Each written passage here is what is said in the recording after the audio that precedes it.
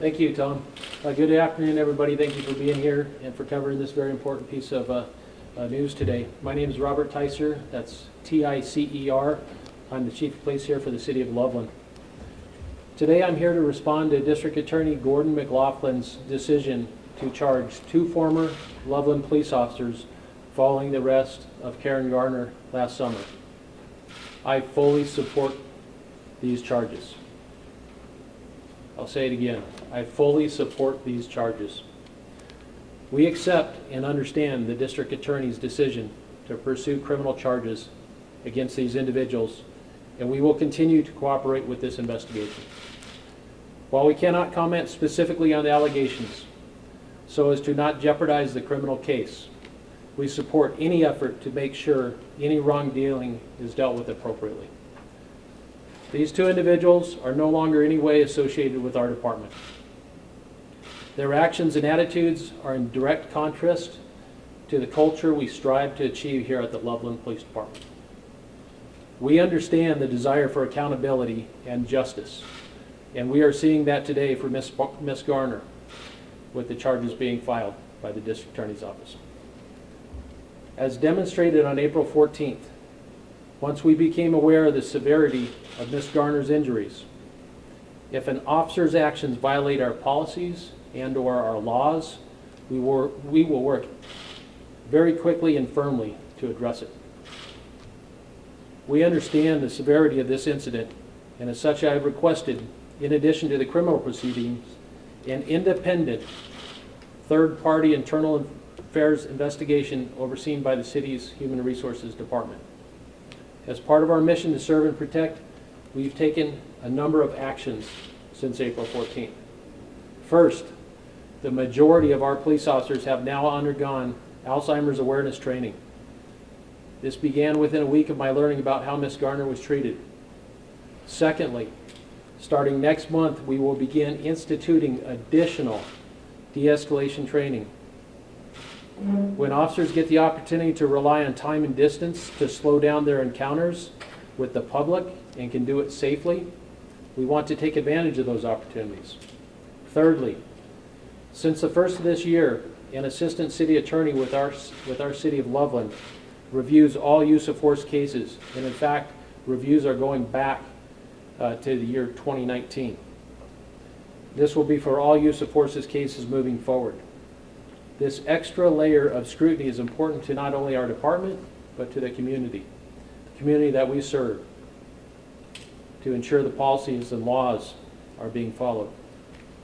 Additionally, all officers will continue to undergo extensive crisis intervention training, a program that we have had in place here for nearly 15 years. We will continue to focus in that area. In addition to this independent investigation, a comprehensive assessment of the police department will also be conducted by this third-party team. I'm happy to take any questions that you may have today. Thank you. Chief, why did it take so long to look into this case, and when did you first see that body camera video? I first saw that body camera video on April 14th when it was posted online as we were notified of the federal lawsuit. Questions related to why and how long it took for that notification to occur will no doubt occur through the criminal investigation, and I believe those questions will be asked and answered in the third-party investigation. That's the intent of finding all those answers out. Who's part of this third-party team? The third-party team has not yet been announced. Our Human Resources Department will be doing an independent investigation, and they will be hiring a third-party investigative team to handle it outside of the police department to conduct that investigation. So I do not have that answer yet. Yes, sir. Chief, this raises questions too about how long or how often something like this occurs, just in terms of whether there's an intentional cover-up or whether there's an intention not to send it up the chain of command. How often or how frequently might something like that have happened? The question is, how often does this happen? We do not believe this happens often. We found out nearly 8 months later that this had occurred. We took swift actions at that point to contact the district attorney to implement the CERT team and to find out why that happened. But that is not a common practice in our organization. sergeant, and that clerk's still on administrative leave. Yes, ma'am. The sergeant is still administratively. Would you guys have found out about this without this federal investigation or the federal lawsuit? I do not know if we would have found out about that without the federal lawsuit. Perhaps if it would have come in through a different channel, but that's how we were notified of it. For those in the community who are saying that this isn't enough, that they believe you or the city manager should step down, what would be your response to that? You know, there's a lot of emotions out there in the community and a lot of desire from community members for justice and accountability. That's what you're seeing right now. I can tell you with the district attorney's charges that were filed today, they were on 2 people. And I believe the charges stand for themselves and actually answer that question that you just asked. Was there ever actually an internal affairs investigation from the data that happens, on the video from inside the booking area? You can hear them talk about, whether or not they should report this to the blue team. Did they? Was there an investigation at that point in time? There was not an investigation at that time, no ma'am. So did they not report it to the blue team? This is going back to the criminal investigation that's ongoing, and again, I can't comment specifically as to what happened during that course of time. That is something that will be worked through in this criminal prosecution. I'm sorry I can't answer that. Chief, do you know anything about the accusations that former Officer Hoff attempted to influence a peace officer, and what were your reactions when you heard those charges were included? I was not surprised by the charges. Not surprised by the charges. My reaction is we have 2 former employees that were charged with crimes. They do not work here. So our reaction is extreme disappointment, and as a community, as a police department, as human beings here, we're very upset by it. Does this send a message to other officers in the department? I wouldn't say it sends a message. It sends a message to people to not conduct themselves, to find themselves charged by the district attorney's office. Our officers that work here right now are integrity-based.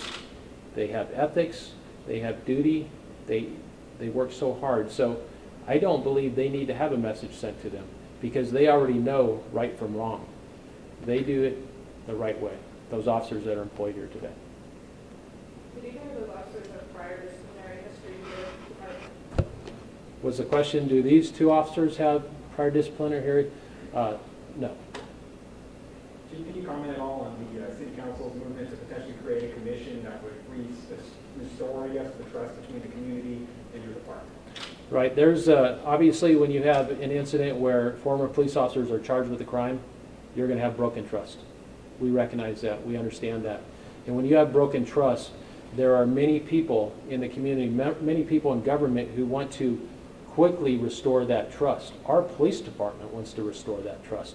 So there are a lot of ideas being brought forward on how to do that. Some of them have to do with trust commissions. Others have to do with civilian oversight of the organization, civilian review boards. And I think it's normal when you have this much emotion and you have this type of a severe situation that you're going to have a lot of ideas to work through. But I anticipate that there will be some oversight in some fashion of this organization as an outcome from this situation. And do you welcome that? I welcome anything that can help our department be better so we can serve our community the right way. Since Officers Hoff and Dwelly resigned, do they still have access to any sort of benefits in the police department, like a pension service or insurance, anything like that? They do not. Our department has a defined contribution plan for folks in the private sector that would be similar to a 401k. So both of those 2 former officers were not fully invested in that. So there's no dollars coming out other than what they put in themselves. Chief, my colleague David Begno from CBS News wanted me to ask a follow-up question. He said, obviously you support the charges now, as you just said, but why didn't you take action against these officers about a year ago, and why did it take the video being released by the family for this all to happen?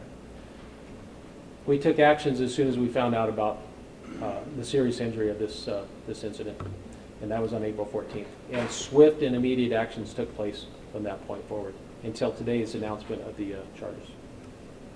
If we would have known that on June 26th, we would have implemented the same protocols as were implemented directly after April 14th. How long do you expect Sergeant Hessler to remain on administrative leave? I do not know how long he'll be on administrative leave. The investigation, as I stated, is independent of this police department, so we will not be involved in that. So that conversation will have to occur with those investigators, so I couldn't give you an answer on that. So he's going to stay on leave through the criminal case and then also through this third-party investigation? Is that the plan? I do not have a timeline on when he will not be on administrative leave right now. He currently is, though. What would you say to Karen's family? Well, I would say to Karen's family, Ms. Gardner's family is, I know they're seeking justice, and I know they're seeking accountability. And today, there was a very strong message from this community of charges on 2 former police officers. That really begins accountability and justice. That's what I would say. Did you ask Hop and Jalali to resign? I'm not going to get into the personnel discussions of how those 2 departed the organization. They do not work here anymore. You said you've made changes to training of the officers. Have you also made changes so that if an incident like this happens in the future, you will learn about it quicker? We have excellent stopgaps in our policies, in our reviews, in our supervisors to find out when officers are outside of policy or law. We are evaluating all of them right now to ensure that we're better, because obviously we did not know about this until April 14th, months later. So we are continuously evaluating that. We also will anticipate that the assessment of the department will look at all our processes and how we review cases and how we supervise to gain better understanding of how to do that better.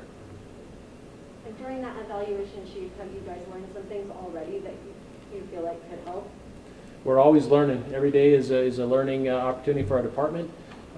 We've had great people reach out to our organization. We've had lots of people reach out to our organization and say, hey, what about this training? Or here's a training that might be beneficial to you, and we're looking at all of those. The Alzheimer's Association training was implemented very quickly, and that training was excellent. We also have some de-escalation training that we're going to send 5 officers to, 5 sworn officers and possibly a non-sworn officer to go become an instructor in a de-escalation training through a particular group, to bring that training and put that into our in-service in this organization. So we are constantly evaluating new, improved, and additional trainings. And then as far as like you were talking about the stopgap and we've all talked about how, you guys didn't find out until much later, have you found some things that you could improve in that process so that some things wouldn't go unknown for so long? To answer your question, I would say take a look at the charges that were filed on Mr. Hop. What do you mean by that? Do you mean like other officers will, because they see that you can be charged for like failing to intervene or failing to report, that they will make sure to do it? Our officers know that. They know that law. They know they have a duty to report. I would say with Officer Hop, look at the charges that have been levied against him, and I believe your question that you're asking, the answer is right there. Without these charges and without this case, though, if something were to go unforeseen again, have you guys already sort of, in your evaluation of this process, I guess what I'm asking, learned ways to make sure that can't occur or that it can be better? We're continually looking at the evaluation process. We do rely heavily on supervisors in the field. We rely heavily on reviews of cases, and that is report reviews, body camera reviews, all availability to take a look at stopgaps. And in fact, if one gets through and then we find out later, we will implement the process that we implemented on this one swiftly and surely. Just like if we knew about an alleged crime immediately, we would handle that immediately in the same fashion. So very important. We take it very serious. Was failing to intervene or failing to make a report a criminal charge before SB 217? And if not, is it fair to charge them now for an incident that happened before SB 217 was passed? The charging decision is by the district attorney, and he charged with what the current laws are. But yes, failure to intervene and failure to to report, those have always been on the books as crimes. Yes.